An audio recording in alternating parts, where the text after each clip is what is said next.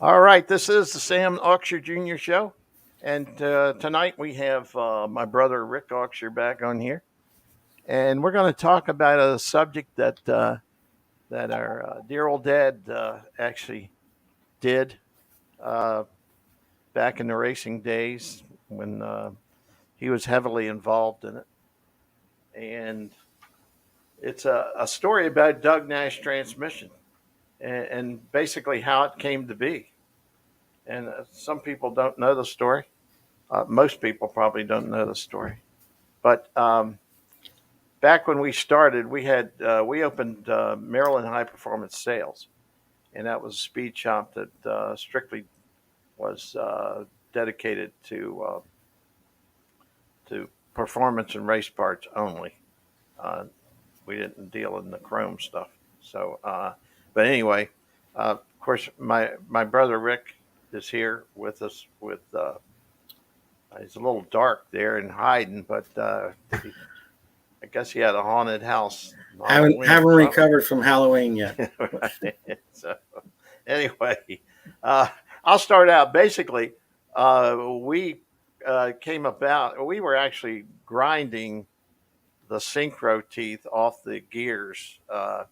We had top loader, and of course we had Mopar transmission too.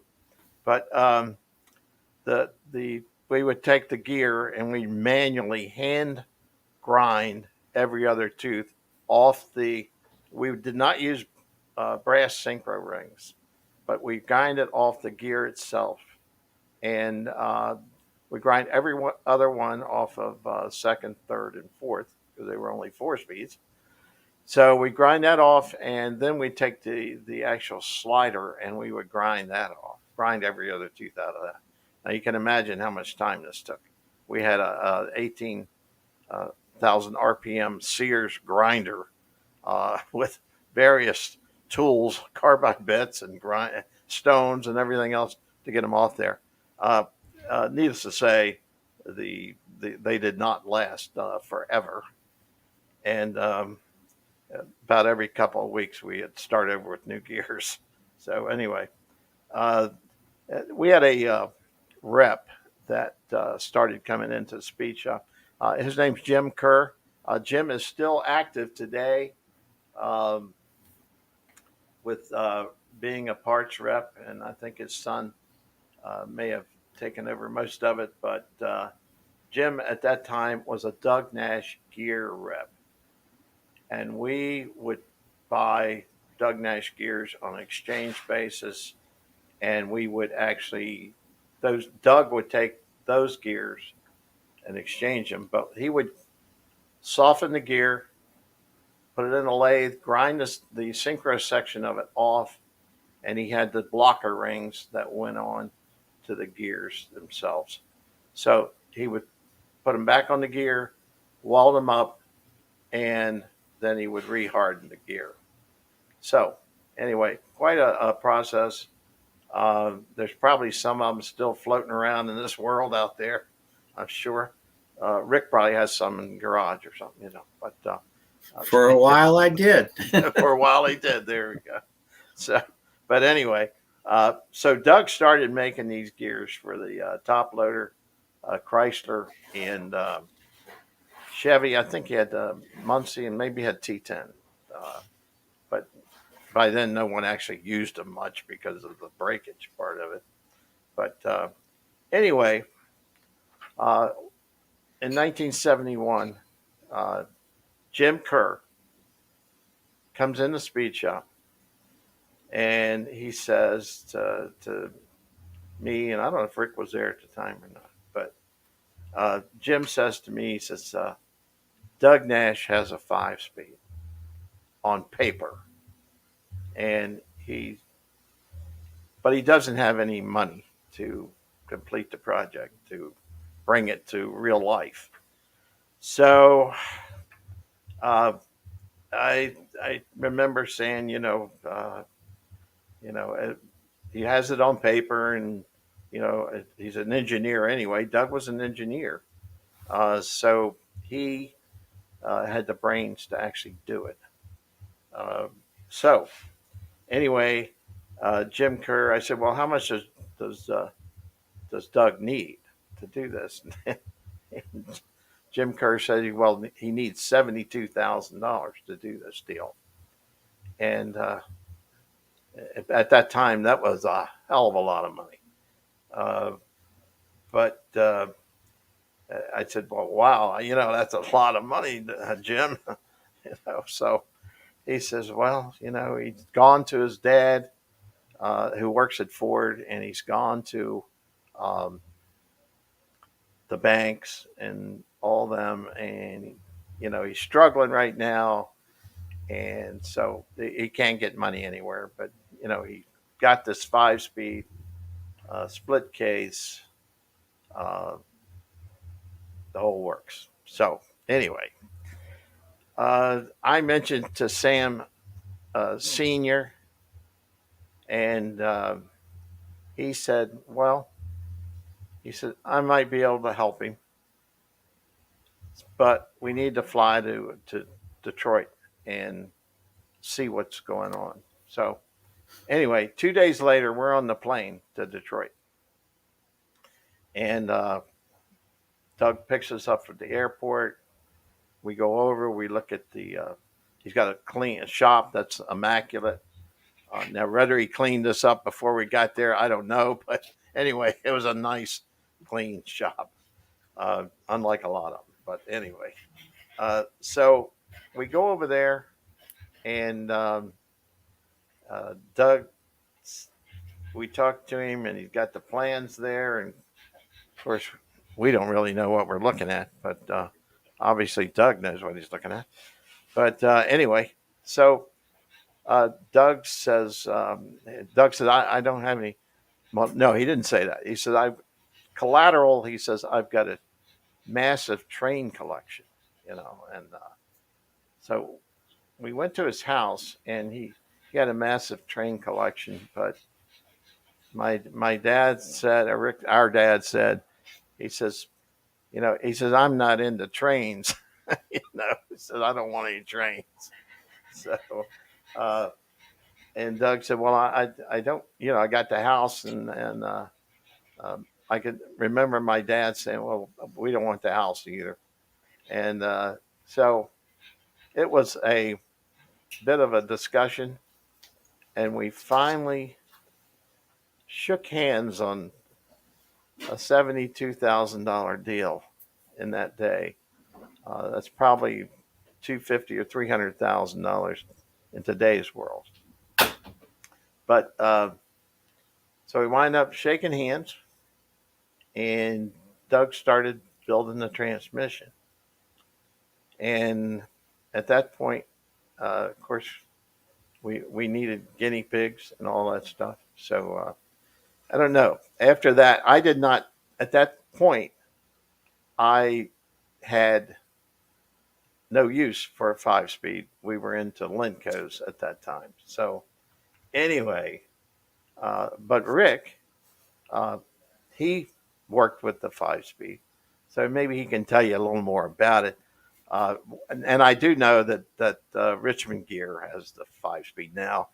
How all that took place, I don't know, and really don't care. But anyway, it's a cool story, cool deal. And Rick, what do you remember about it? Well, I remember they had issues right off the bat. They had the output shaft seizing, or the gear seizing on the output shaft, and thus became the search for a fix. But that search entailed Doug modifying the transmission, or us modifying the transmission, and he would air freight it down from Detroit on Northwest Orient Airlines. And Tim Sergei, who I hope is listening tonight, I don't know. We would run how to operate a computer. Okay. He and I would run down to National Airport and pick the trans up at 10, 11, 12 o'clock at night, and get it back home in the garage, get it back in the Mustang. And we would call Bill Welcome of 75 and 80 fame And Bill, we need to make a couple runs. Don't need timers or anything. We just need a track.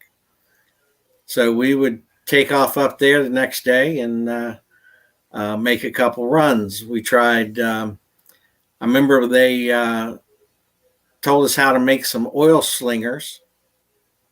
They would go on the cluster gear, which was immersed in oil, gear oil, and it would sling the oil up between the upper main gears. We thought we had it, but further running discovered that no, it's still seized up. They went to bronze bushings in the main shaft gears. Again, this required 2 or 3 trips to the airport, transmission, and we had to send the transmissions back so they could take it apart and look at them. Right. So they tried bronze bushings. The only thing that did was prevent tearing up the gear.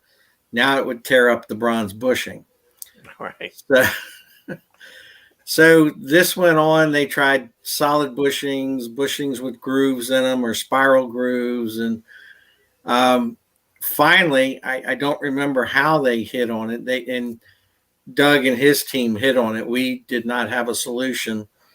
Is they started cam grinding the output shaft. And what it would do, you had to hold it in your hand and feel it, but it had low spots on the output shaft, had high and low spots. And the low spot would hold gear oil. And of course, the high spot held the gear in place and so forth. Right. But once they did that, that solved all the seizing problems. They had so many varieties of gear ratios. And of course, it was a spline cluster shaft. And when you bought a gear set, you bought an upper and lower. It came as an upper and lower. And you simply took the tail shaft housing, the input retainer off, split the case. Had a couple, these were straight cut gears, so they didn't have any helical gears to put side force on them. So you could simply slide them off and on with a pair of snap ring pliers. We changed gears a number of times in the 71, when we had it in the 71 Mustang. We could do it. Tim and I could do it in probably in and out of the car in about 20 minutes. And get it back in the car but you couldn't make fourth or fifth gear overdrive, but you could make fourth gear overdrive. So you were shifting 1, 2, 3, 5, 4. If you put it in a street car or something like that, there weren't any shifters to do that on the drag strip. Right. So we ran that for a while, and we actually ran it in Todd Mack's modified circuit at Budds Creek, Maryland, until Dickie Estevez caught us. Yeah. We had to do something, and he come over and he goes, "That don't look like a top loader." And of course, Dickie Estevez is a longtime Ford guy who has unfortunately passed recently. But yeah, it was an awesome transmission. You weren't going to break any of them. The gears were massive, type of thing. Right. Well, I remember. God, was there one thing that we wound up doing after that? Of course, we were a distributor for them. Can't remember what it was now. What, after the 5-speed? No, not after Oh. the 5-speed. No. So anyway, I thought there was something that we wound up doing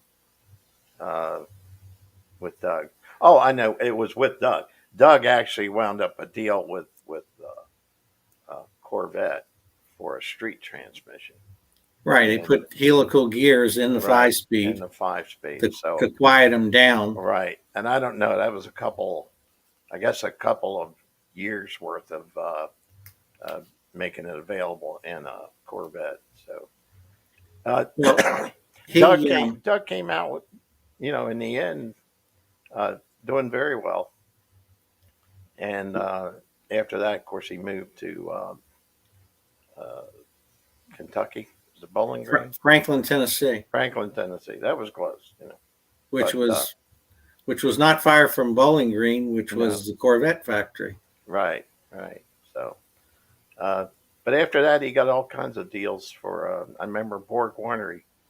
He got the deal for everything under 140,000 units. They gave him the business for that. So whatever that entailed, I don't know, under 140. So uh, was that 100,000 or was that 25 of them? I don't know. So anyway, just thought everyone might enjoy the story, and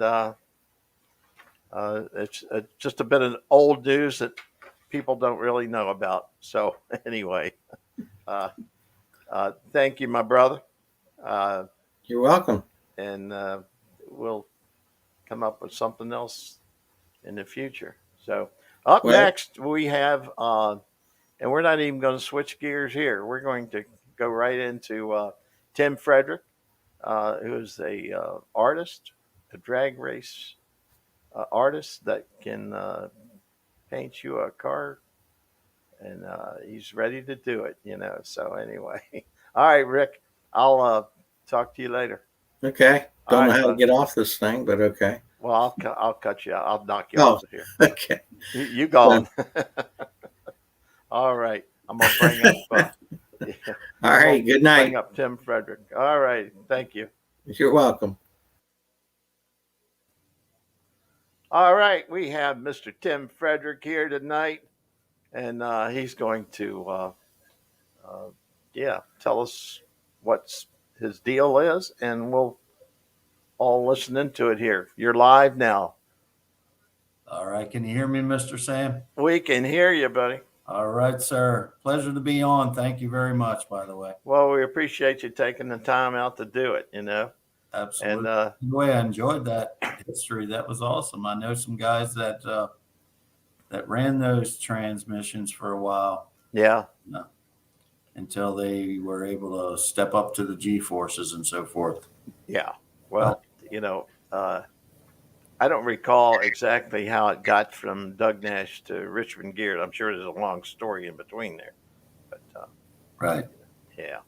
So I see, Tim, you're going to be at Bruce Larson's Drag Fest deal. I noticed that. I am, sir. I'm looking forward to it. I wanted to ask you, are you going to be up there or are you too busy? I'm going to try and be there. Okay. I don't see, unless I have to get to, Scottsdale to Barrett Jackson. Right. For a couple days there, but hopefully I'll be there. Well, good. Hope so. Look forward to seeing everyone up there. That's always before, correct? Yeah. Oh yeah. If it can just be warm one time. That's true. It's cold out there. It's cold up there. Yeah. And you try to, and then when you try to go in the building, it's kind of crowded in there. Yeah, exactly. You can't move. So anyway. So your grandmother predicted that you were going to be draw race cars at 7 years old, huh? Yep. When I was 7, I used to always I would bum a quarter and a dime off of any family member, and I would just lay them down on a piece of paper and draw a circle around it. The quarter was the back tire, as Sam knows, is big tire on the back, little tire in the front. And I'd connect them with a pen and make some kind of silly little drawing out of it. Wow. And that's how I started. But she did. She said, Timmy, she used to call me Timmy. Timmy's going to turn out to draw cars for a living. And everybody probably thought she was crazy. Yeah. But I remember years later when I did, start this business. Yeah. I remembered that. And it was special to me. I bet. Yeah. So you've had no formal training at all. No, I'm actually, oh, little quick thing. I took in high school, I took, I think, a semester of art and I failed. I actually failed because, not because of lack of talent, but they were at that time. You probably remember the famous artist Andy Warhol. Yeah. The artwork was like a Campbell soup can Yeah. or Right. a two color piece of Marilyn Monroe or something like. So my teacher, I remember, was so hooked up on that Andy. His exercise was do this Campbell soup can to the best. I thought that was the most boring thing. So I remember drawing a funny car instead of the exercise. So when I turned it in, he said, "I have to fail you because you didn't listen to my instructions." But he said, "I want to take you on the side and tell you if you ever want to pursue an art career, you got something here, but I got to give you an F because you didn't listen to what I said to do." So Oh that my was God. it for my formal training. After that, I went on my own and I just tried to copy some of the guys that I admired a lot. Yep. Wow. Who, by the way, I have another little Kenny Youngblood. I think, Sam, I remember off in the distance. Didn't you interview Kenny Youngblood at some point, Oh yeah. a Yeah. California artist? Right. And let's see. I think I interviewed him a couple times. Uh, Actually, we had him at Carlisle, Right. and I forget what. I don't General think it was the Motors Ford show. It was a GM show. show. Mhm. Yep. Yeah. So, uh, yeah, Kenny was there, and I interviewed him there, and then I interviewed him. I think later on at, or could have been before then, but again on there. But Yeah. So yeah, he's pretty big good. influence to me. One of Is that my, right? yeah, he's probably my professional mentor as far as artwork. He's the grandfather of it all. Yeah. So he started doing it, and as you probably know, the early funny car bodies, they were just a piece of fiberglass with no character, and they called Kenny in when he worked for Don Kirby out in Yeah. California. They called him in to airbrush the headlights and the grills and all that stuff and make them look real. So Right. he's my hero for sure. Well, he had been there. I forget how it was. Probably about 2016 or something like that. Maybe 15, 16. I don't know. Yeah, A while back, but we had a good time. I remember. I think I was actually at that show. I was set up outside, and I remember I still have a couple pictures. Kenny came out to my booth and Yeah. we chit chatted for a few minutes, took a couple snapshots, and but I remember you guys were inside the building there doing all that. Yeah. Bill Jenkins was right next to us, and of course Wow. we had stories there. So. Yeah. Grump could tell a story, couldn't he? Oh yeah, yeah. He's a storyteller, all right. Usually around. He was really good around breakfast time. We'd sit down there and eat breakfast. He'd tell all these stories. I'm like, wow, I've never heard that one before. You know. But I miss these guys. oh man, I tell you, it's like every time the phone rings, you wonder like, who is that? You know. Oh man, I would imagine. I mean, how do you stay so young? Good Yeah. God. Shit, you I wish I did. look great. Yeah. I'm alive. That's it. You know. So, Nah, man. so I still got my hair. That's the main thing. Yeah, how'd that happen? I just Nah. noticed that. I saw two of you side by side. What happened there? Well, Rick and my youngest brother, who's no longer with us, but both of them like completely bald. You know, I have no idea how. Sam got the hair gene. Yeah, exactly. You know, oh God. So it's weird to say the least. And my dad had our dad had pretty good hair. You know, he lost a little bit on the top up here, but most part he had a lot of his hair when he died. So, Right. um, so right now, you are working on. Well, how many customers you got in the works right now? Right now, I have about 6 custom pictures that I'm actively working on, 6 at a time here. They kind of got backed up a little this summer because I came back on tour after a couple years, and as you know, better than anyone, traveling, setting up, tearing down. I mean, you've probably done the SEMA shit. Oh It takes a God, lot of your time. yeah, So therefore, I got behind. yeah. So that's what I'm in an undisclosed location in Maryland, my top secret double back cave down here, and I'm trying to take care of my customers who have been so gracious and paid me in advance to do these pictures of their personal cars, which are Wow. awesome, by the way. Yeah, these cars. Let me throw something at you. Do you know Yeah. what a Corvair ramp truck is? Corvair ramp truck. No.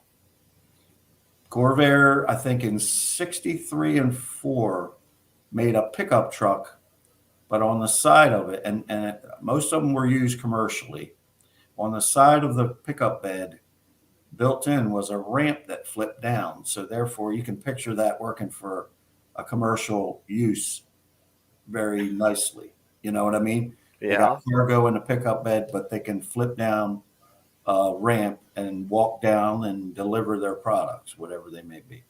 So that's one of the ones I'm working on right now Is that right? for a client up in the Bel Air area. Yeah, I'm working on Where'd that. you find the picture? Well, actually, I took them at a car show. I showed up at a car show on the spur of the moment, nothing to do that day. I found out about it was a 1-day show.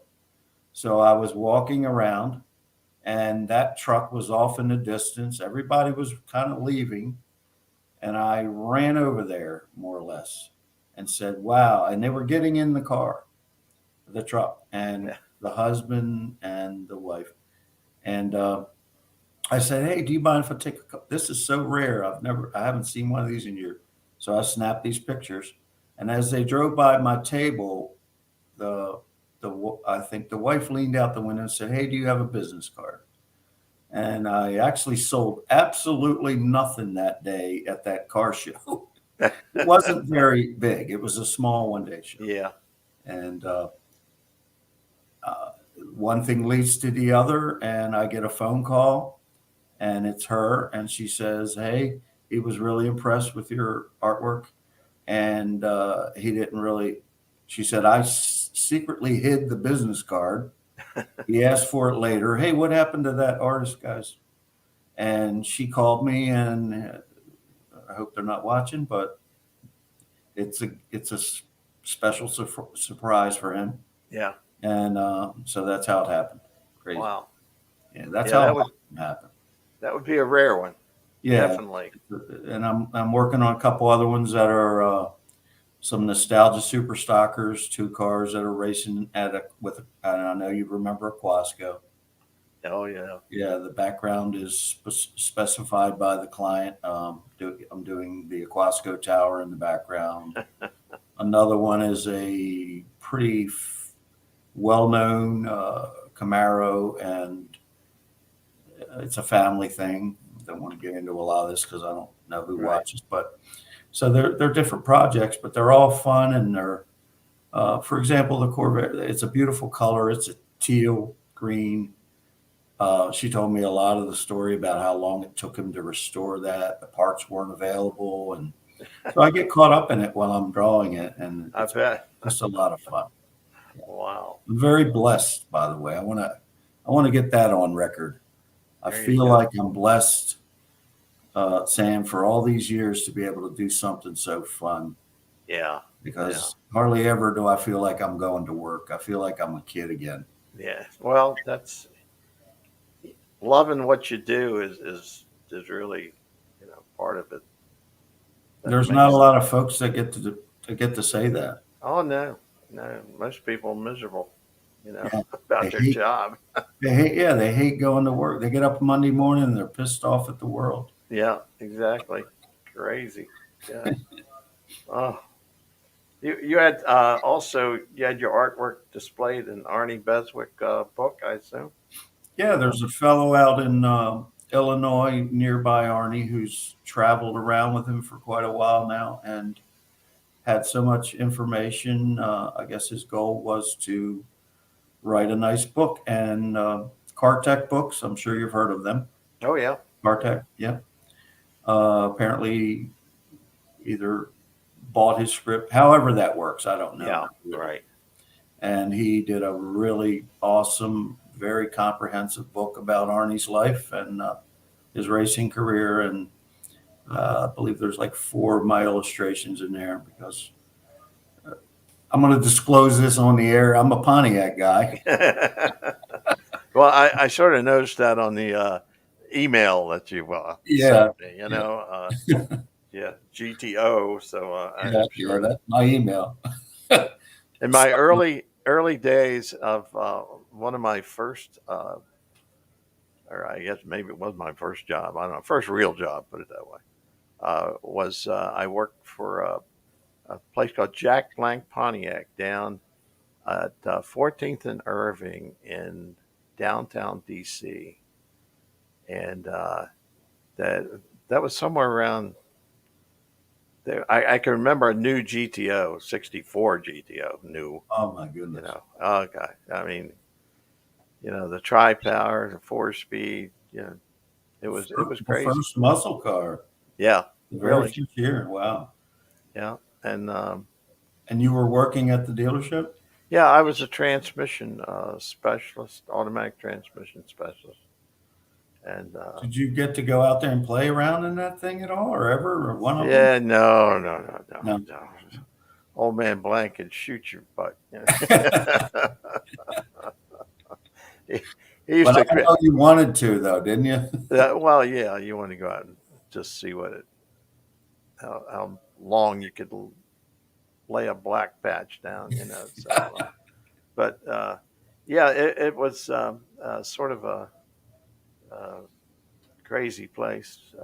It was right downtown. Of course, there's no car dealers downtown today at Right. all. DC Yeah. better not be anyway. So, but yeah, it was a crazy uh, fun time with those cars. You see them coming in, and they, of course, back then the cars came in. They had like a wax on them.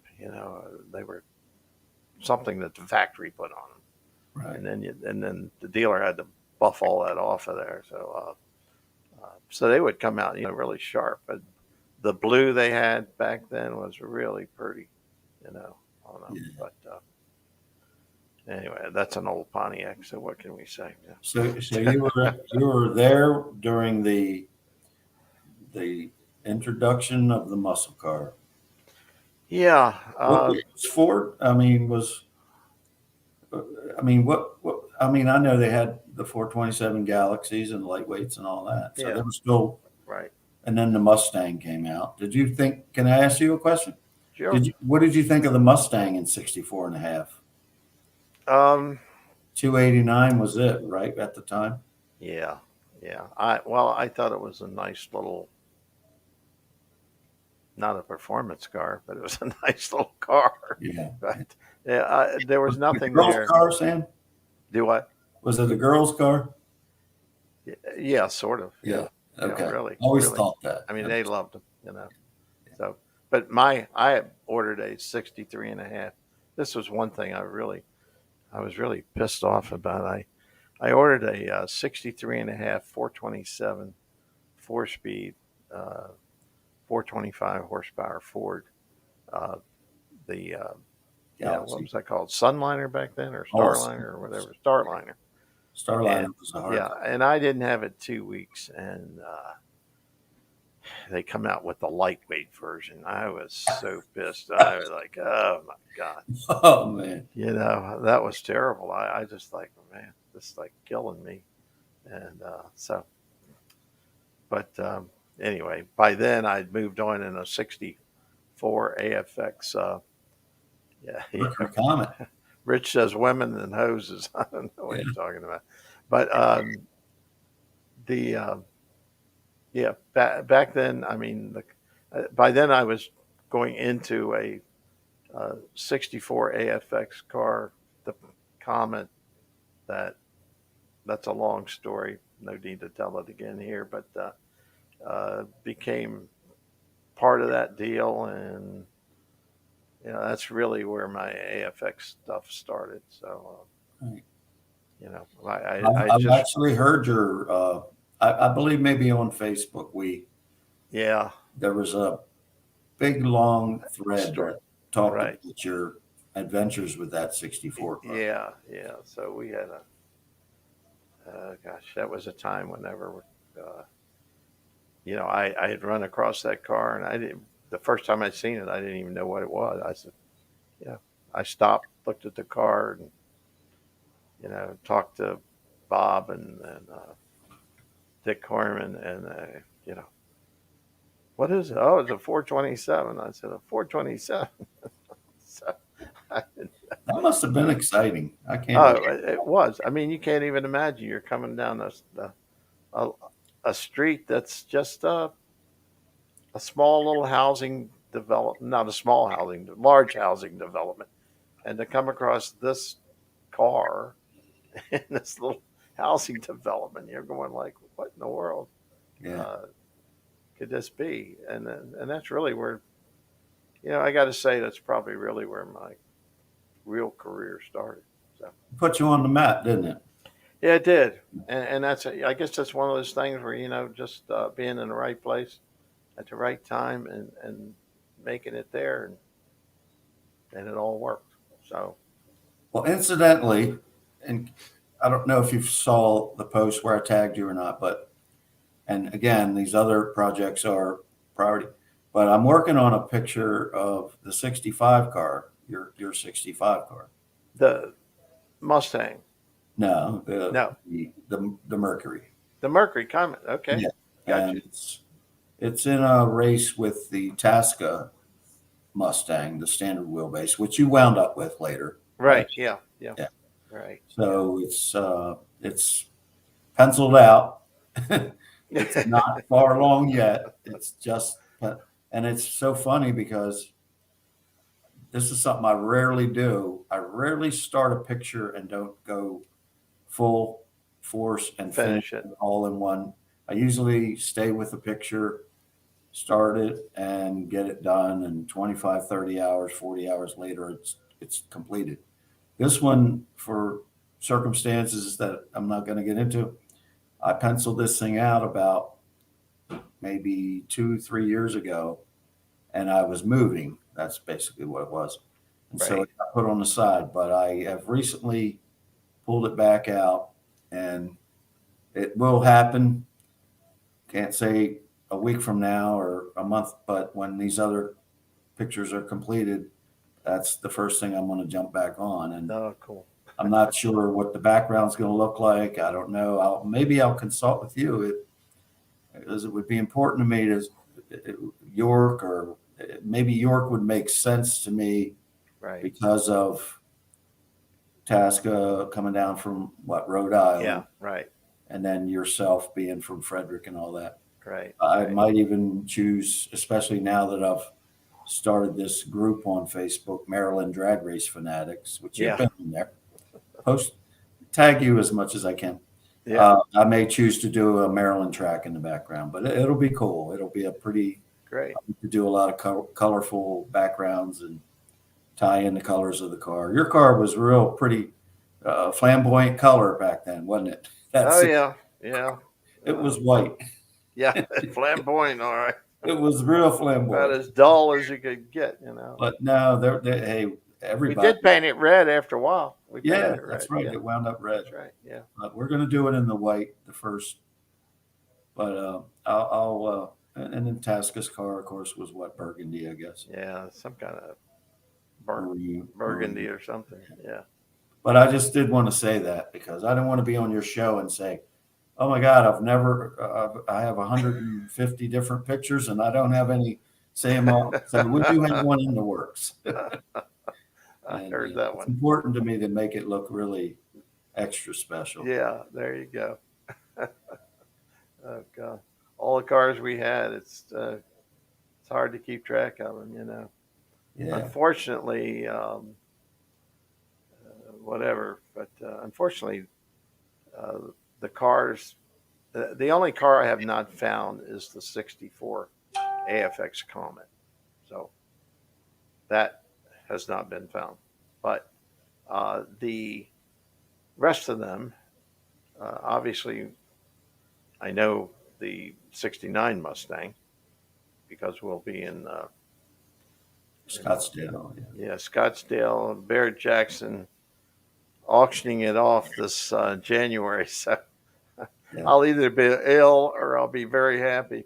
I hope the guys from the East Coast. So uh, it's all I can hope for. You know, you have to roll Oh, the dice, see what happens. right. Right. Hopefully the big bidders, or either that, or they'll. We were speaking about this last night. They'll visit the bar a few more times. Right. That's what you need. Find the best one out there at the bar. Send him over to the auction. You know. Exactly. Yeah. Barrett Barrett is definitely and make them. I'm sure they station that bar probably pretty close to the bidders area. Yeah. I Reason. would bet. Oh God. Alcohol does, Yeah. I mean, Makes you I've see a been lot of guilty of that. things. Yeah, I've been guilty of that myself, getting on eBay late at night Yeah. for a Right. couple of Yeah. beers, right? We spend more money than we want. We can't stand to have that guy outbid us. Yeah, exactly. You know, you got to do something to make it up. You know, so it's crazy how we think. You know. Well, it's a win. It's I'm not going to let somebody beat me. Yeah, And exactly. that goes for an auction or Sam at the drag strip. Right. Myself at the drag strip. By the way, I have drag raced.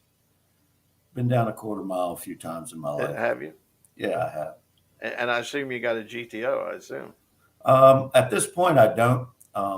I had an illness about a year and a half ago that the, the the cost and the medical expenses involved with all that, unfortunately, uh, made me have to sell it. I had a '68 GTO that I just, man, it kills me still. But I had to put it up for sale, and it went to a guy in Idaho. Oh boy. So right now, I always say to people at the shows, I'm a muscle car guy who is temporarily muscle carless. Yeah. But we're saving every dime that we take in at the shows. It all goes into a special piggy bank for my next Pontiac. There you go. Sorry to say, not my next Ford, but I have a lot of friends though. We were talking about last night that are. It's funny. I have a broad spectrum of friends and customers, and I don't care what kind of car you like. I can really appreciate a Mopar, a Ford, an AMC. I'm friends with Shirley Shahan. Do you know Are her? you? Yeah, I just saw her out at Bakersfield actually. But Is that right? any car is that if it's clean and especially if it's red, white, and blue. By the way, Yeah. Right. if it's a beautiful and what impresses me more, if it's a hard running car, because I'm a drag racer at heart. Yeah. If that thing will get to the other end quick and put on a show, and I'm all about it, man. I just love cars in general. I'm not, and I'll be honest with you, a lot of I'm in some Pontiac clubs, which it's just over the years you wind up with in that crowd. Right. And I'm not going to mention any names, but those guys are a little bit narrow-minded. They are. They'll give you a hard time if you have a GTO with a Chevy engine in it, which there's quite a few of those out there. Right.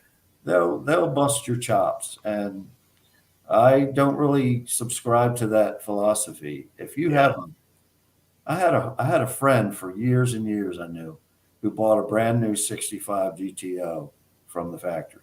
Oh yeah. Yeah, he ordered a tri-power, the 360 horse, Yeah. He ordered four. At the time, the steepest gear you could get from General Motors was a 433. He ordered 433 gears, close ratio Muncie trans. He ordered heavy duty brakes. As a matter of fact, there was an option for aluminum brake drums. He ordered that at the time, and so forth. But long story short, he raced that car.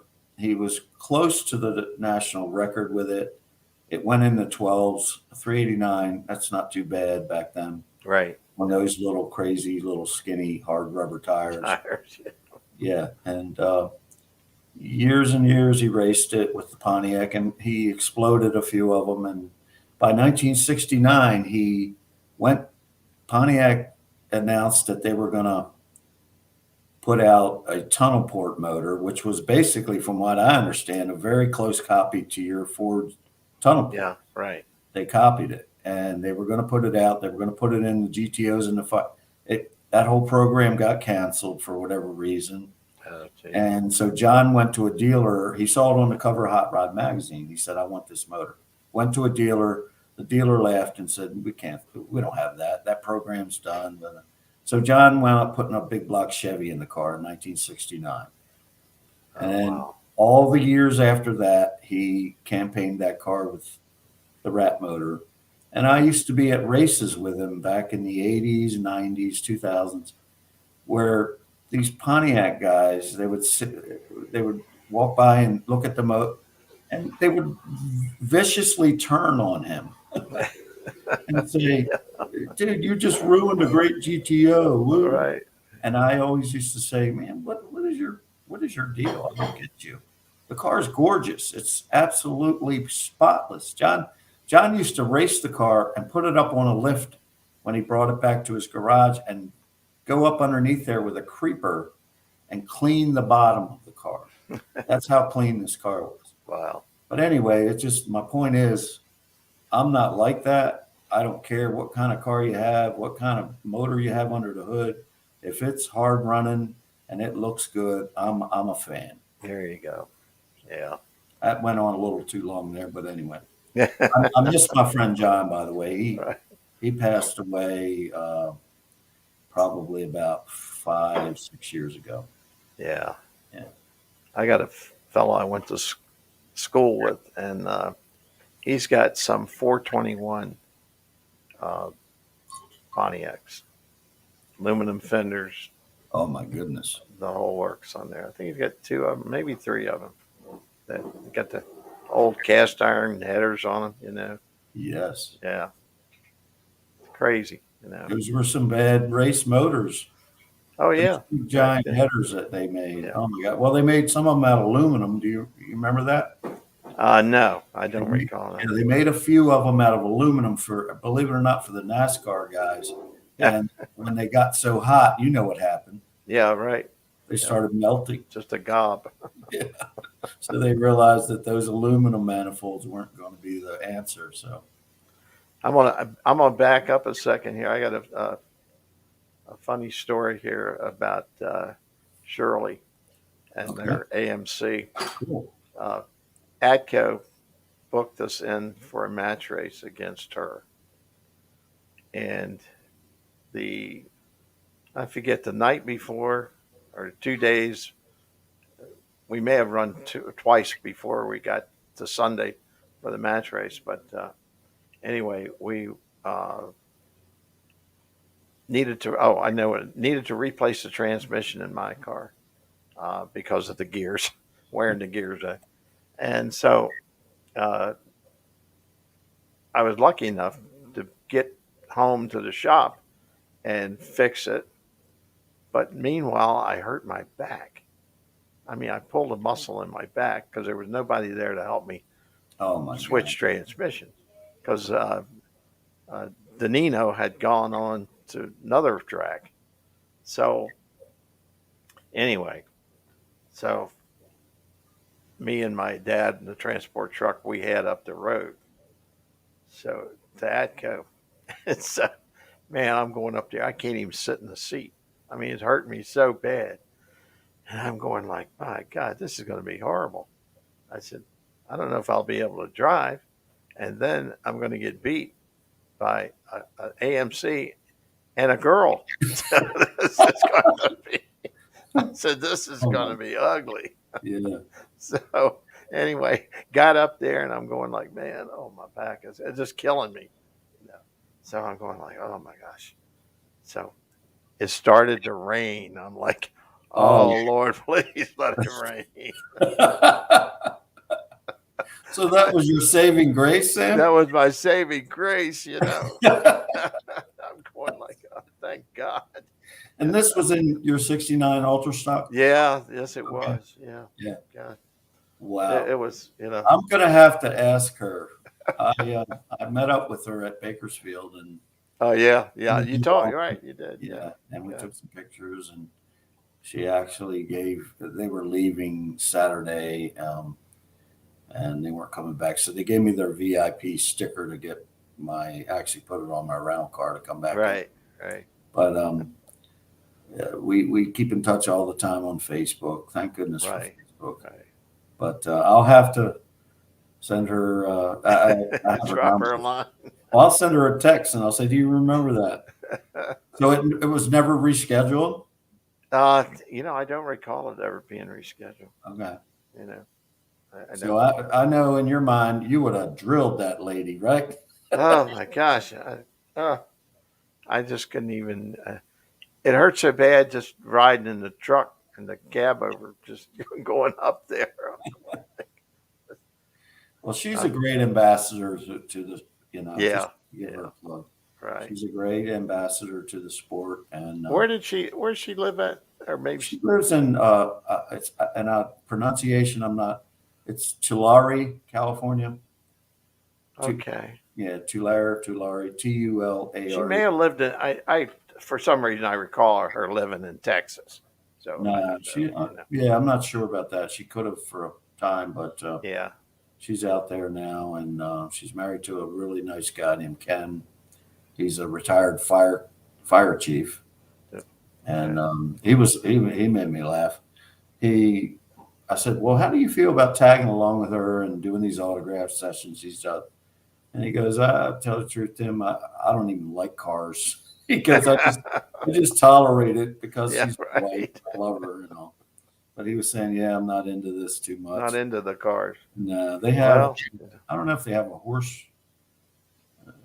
No, not horse ranch, but they have a couple beautiful, like some kind of collie dogs, but they have these beautiful dogs that she Yeah. posted me down in. But she's great. She's a great lady. I Right. have a picture of her car, by the way. Yeah. Same car. I do have a print of her '69 AMX Yeah. Superstock. Well, that was the car. That's what brought her to fame because they made it into a model kit. You remember they made Yeah. a model car of it, and I guess when you have a race car, when you're into racing and they make a model of your car, you're on the map. Yeah. Yeah. I still get people wanting the 71 car, the model. There's still some out there floating around. They made a model of that car. Yeah, 71. Yeah. Oh, I didn't know that, man. I'm gonna have to put that on my list because I'm a model car collector. Well, everybody, you know, trying to find it now. You know, Oh, somebody that that, has to be extremely rare. Yeah. yeah. I think well, it was quite a deal, but I don't know, like 1,500 cars they made, and then the Chinese crew got the bright idea they'd make it in something else, and Sure. of course they wanted to bypass the royalties on that one. Royalties. So I'm going like, no, we ain't bypassing that. I That's don't the care. problem. Once they make the mold, right? They'll Yeah, every exactly. You one. know, they're you got to watch them. I'll tell you right now. I had to go around with them for about a month, getting them the money to produce the other cars. I said, no, you ain't gonna produce more cars and not pay me. You know, Yeah, so yeah, yeah. Oh, how much? How much you want? yeah, yeah. It Well, was. now that you're on that subject, I deal with that quite often in 32 years. People just deciding that they want to use my images on everything from Oh t-shirts. yeah, You have to be vigilant to keep that from happening. eBay, when that, I've been doing eBay for quite a while, and right. since the excuse me, the inception of it, and that provides a venue for any lazy Yeah, person who doesn't want to create their own product, and they can stick my artwork on a t-shirt or a placemat or sure. everything under the sun, a koozie or a tote bag. And so I get, every once in a while I'll Google, I mean, not Google, but I'll go onto Facebook and I'll just type in my name. And for example, recently a guy was literally using my name, and he took one of my Arnie Beswick prints, which we talked about, the Pontiac. Oh yeah, And he dropped in digitally a Pepsi banner behind it. Of all things, Pepsi. You don't want to mess with Pepsi. yeah, right. And he dropped in a Detroit Dragway sign behind the funny car. Oh my He God. was selling these things, which, by the way, again, my print never had a Pepsi banner, nor You're did right. it Yeah. have a Detroit Dragway sign. And so I think I wake up early a lot, and 5 o'clock in the morning, I find this thing. So I sent him an email and said, "Excuse me, this is a federal copyright, and you're dealing with a federal copyright infringement here." And he was nice about it. He said, "Look, and I hear this a lot. I bought them at a swap meet, and they were just like that. And sorry, Yeah, right. he I did. didn't know it. Yeah, I didn't know it." And he said, That's why I had T-shirts made. yeah, he took them down immediately, which was all I could ever ask, because Yeah, that's you all know, you got to do.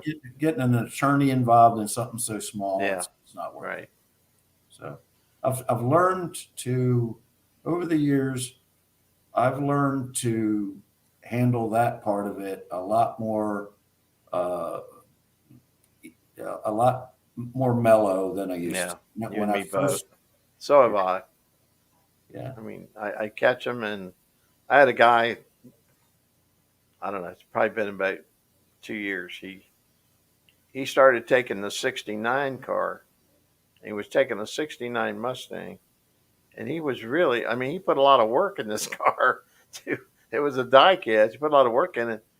Converting it over to my car. yeah, And name everything on it. And I just happened to catch him on eBay, and I and he was getting. I mean, he was getting a lot of money for these cars. I'm going like, how in the hell is he getting all this money for these cars? hmm And so he, I got a hold of him and I said, "What are you doing?" And he said, "Well, I really did. I'm sorry. I'm sorry." I said, "Well, okay." I said, "Listen, I won't make you stop making them. I just want my money out of it." sure, So he said, I'll give you the money when I sell them. I'll give you the money. I said, "Okay, you sell them. You give me the money." Of course, I never heard from him again. no, I didn't see the car on there again either. So well, that's good. That's all you can ask, yeah, exactly. Like you said, it's Yeah, sometimes it's not. It's like everything in life. It's not worth the stress. over. That's And correct. you message them. You hope they'll do the right thing, and Yeah, you just have to trust in the human spirit, and people have character, and just hope it doesn't, turn into something. I had the original picture from Pomona in 1970, uh, and I had the original with the company and the artist and all that made this. And I see it on I see it on eBay, and I contact the guy, and he got all arrogant. He said, "I got the rights to this car." I said, "I've got it in my hand right here, the rights to this car." Yeah.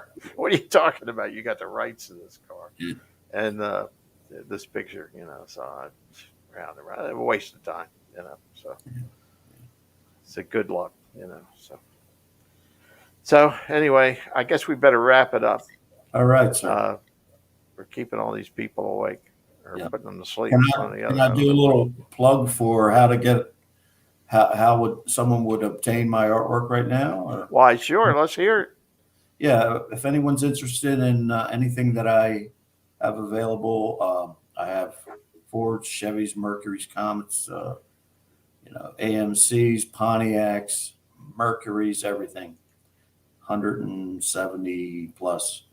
Right now, I do have a new website in the works, but as Sam knows, time's always an enemy for us. Exactly. So it is not up and running quite yet. But meanwhile, you can find me on Facebook. I use Facebook to market a lot. I have a page, Tim Frederick Studios. You can pull that up. You can also find me just under my name that you see here on the screen on Facebook as well, Tim Frederick. And if you pull up the Tim Frederick Studios on Facebook, you'll find quite a bit of an array of my artwork on there. Just contact me there. Just send me a private message. I will work with anyone. I do try to do deals. If you order, I have prints starting as cheaply as $30 a piece. And if someone orders 3, 4, 5, 6, I do always try to cut prices and give them a good deal. And of course, there's extra shipping there. Post office recently, if everybody follows us, they did initiate a temporary raise in their prices through December 26th, Right. which is unheard of. I've heard that from, but anyway, there's shipping is extra, but my prints start at 30. I do have a couple left that are actually still hand signed by Ronnie Socks and Grumpy Jenkins in one picture. And I have a separate one of Grumpy Jenkins Camaro that is signed by Jenkins. There's just a couple left of each one of these, and prices are accordingly because of the rarity of the rarity. That's right. But that's how you can get a hold of me, folks. And Sam, I want to tell you, I appreciate this very much. No problem. Absolutely. We appreciate you being on here. Yeah, man. I will tune into you all the time now. This is cool, and I enjoyed the story about the Doug Nash. There you go. Yeah, it's a cool story. So, yeah. Unfortunately, my dad's not around to hear it now, but hey, it is what it is. So, all right, we thank you, Tim, for being on here. Absolutely. And we're going to see you at. We'll see you at Bruce Larson's. Bruce Larson's on the 13th. Everybody. What is that? A week and a half from now? Yeah, it's at. How do you? 13th. Dauphine, Pennsylvania. I don't know how to pronounce it. Dolphin. Yeah. It's up there north of Harrisburg. That's all. Yeah, it's just north off of 322. Yeah, I think it is. I believe. So anyway, if you guys want to see a good car show, stop by and see them. Come on up, guys. I'll have I'll have a fair line of my artwork there. There's not a lot of room up there. It's tight, and Sam's been in that barn, as Bruce calls it.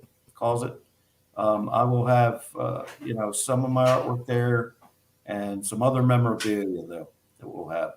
There you and go. These photos that I was Sam, I was going to hold a couple.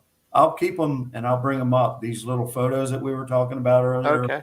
That I recently acquired, and I'm looking at one right here of you in the winner's circle at Cecil, and I want to follow up with you when I see you in person and ask you about those 3 cases of Quaker State oil that you won at the Big Cars magazine meet. I still got them. No, I don't have that. We jokingly talked about that on Facebook.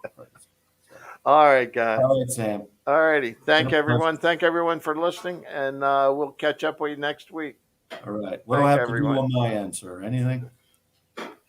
As you said to your brother, you'll cut me off, right? Yeah, that's right.